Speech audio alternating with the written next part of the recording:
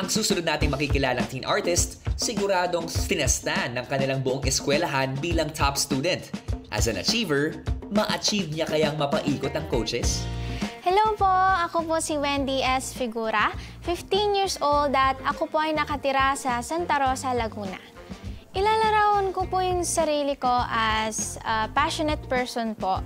Kasi po may passion po ako sa mga bagay na ginagawa ko po tulad po ng pagkanta, pagsayaw, pagpipaint, and pag-aaral po. Wendy, kasi balita namin, achiever ka daw sa school.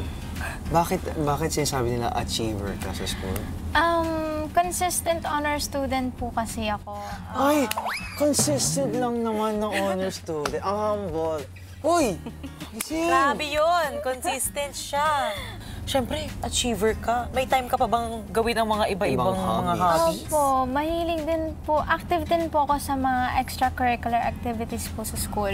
Tulad po ng dance competitions po, storytelling, radio broad, ayan po.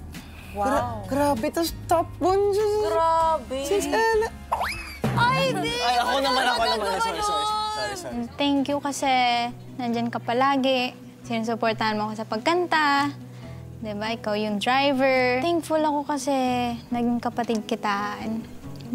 Sobrang proud ako sa'yo. Nagbunga na lahat ng hard work. Yung pagsali ko po dito sa The Voice Teens is para po sa family ko po. Ito po talaga yung pangarap ko. Gusto rin po nila to para sa akin. And ginagawa ko po ito para po sa kanila, para po maging proud po sila sa akin.